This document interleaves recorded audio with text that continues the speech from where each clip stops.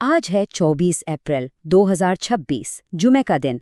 Iran जंग अब एक बहुत ही नाजुक मोड़ पर आ चुकी है, जहां हालात हर लम्हा हर घड़ी बदल रहे हैं। आइए देखते हैं कि इस इंतहाई कशीदा सूरत हाल में आज क्या कुछ हो रहा है। यहाँ जो सबसे हैरानकुन बात है ना, वो ये है कि एक तरफ तो जंग पूरी शिद्दत से जारी है, लेकिन दूसरी तरफ अमन मुज़ाकरात की कोशिशें भी शुरू हो गई हैं।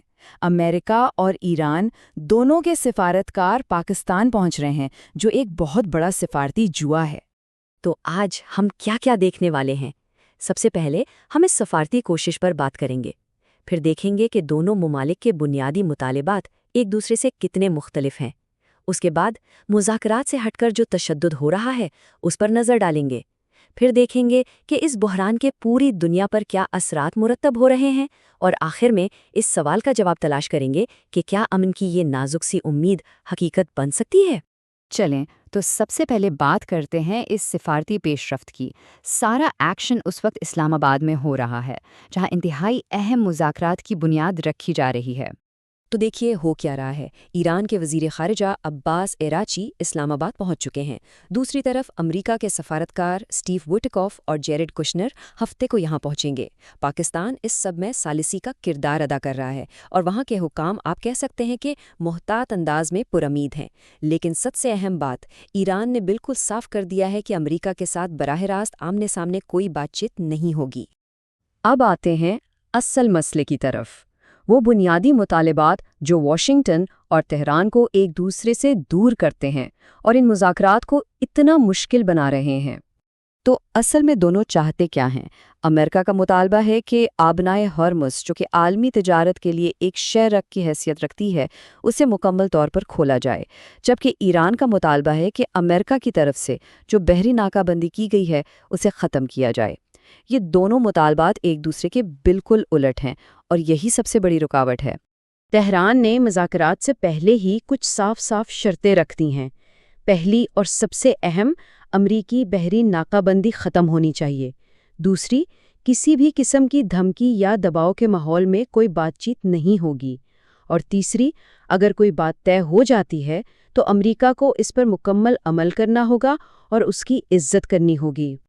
और इसी चैलेंज को सेंटर फॉर इंटरनेशनल पॉलिसी के सीना तूसी ने बहुत अच्छे से बयान किया है। वो कहते हैं कि आखिर में हमें ये देखना होगा कि क्या दोनों फरीक अपनी पोजीशन से थोड़ा हटकर दरमियानी रास्ता अपनाने के लिए तैयार हैं भी या नहीं। अच्छा, ये तो थी बातचीत की दुनिया। अब ज़रा मुज़ाकरात की मेज़ से हटकर ज़मीनी हक़ाइक़ को भी देख लें, क्योंकि कई महाज़ों पर जंग अब भी जारी है।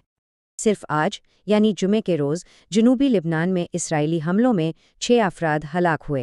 ये अदद शायद छोटा लगे, लेकिन ये इस जंग की भारी इंसानी कीमत को वाज़े करता है। लिबनान की नेशनल न्यूज़ एजेंसी के मुताबिक ये हमले कई जगहों पर हुए। वादी अल हुजीर और तौलीन में 2 अफराद, जबकि सरीफ़ा और यातर में भी एक जान गए। और इसी दौरान गज़ा में हालात और भी ख़राब हैं, जहां कम से कम 12 फ़िलिस्तीनी मारे गए, जिनमें 6 पुलिस अफसरान भी शामिल हैं। और जवाब में हिज़्बुल्लाह भी खामोश नहीं रहा। दिन भर हमलों का सिलसिला चलता रहा।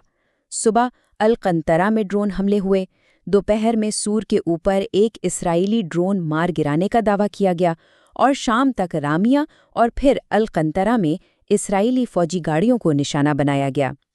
ये एक ना ख़त्म होने वाला सिलसिला है। अब इस दायरे को थोड़ा और बड़ा करते हैं और देखते हैं कि इस इलाकाई जंग का पूरी दुनिया की मईशत पर क्या असर पड़ रहा है। सबसे पहला और वाज़े असर तो तेल की कीमतों पर नज़र आता है। ब्रेंट क्रूड ऑयल की कीमत $100 फ़ी बैरल से भी ऊपर चली गई है, जो आलमी मईशत के लिए एक ख़तरे की घंटी है। मुआशी महाज पर भी एक अजीब सी सूरत हाल है।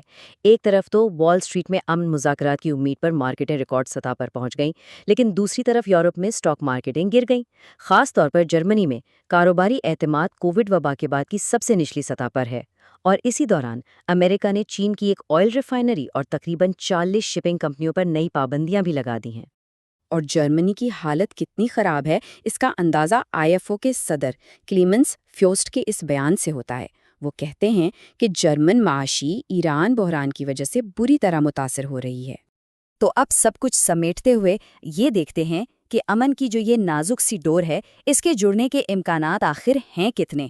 یہاں ایک بات سمجھنا بہت ضروری ہے کہ امریکہ اپنی فوجی کارروائیوں کو قانونی طور پر کیا کہتا ہے۔ وہ اسے اجتماعی دفاع یا کلیکٹیو سیلف ڈیفنس کا نام دیتا ہے، یعنی ان کا موقف یہ ہے کہ وہ یہ سب کچھ اپنے اتحادی اسرائیل کی حمایت میں کر رہے ہیں۔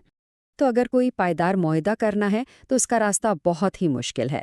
پہلا قدم تو پاکستان جیسے تالسوں کے ذریعے بالواسطہ بات چیت، دوسرا امریکہ اور ایران کے مطالبات کے درمیان اس بڑے فرق کو ختم کرنا، تیسرا لبنان اور غزہ جیسے محاذوں پر فوجی کشیدگی کو کم کرنا، اور چوتھا تب جا کر ایک ایسا دیرپا معاہدہ ہو سکتا ہے جو ناکہ بندی سے لے کر آبنائے حرمز اور نیوکلیئر فائل جیسے تمام بڑے مسائل کو حل کرے۔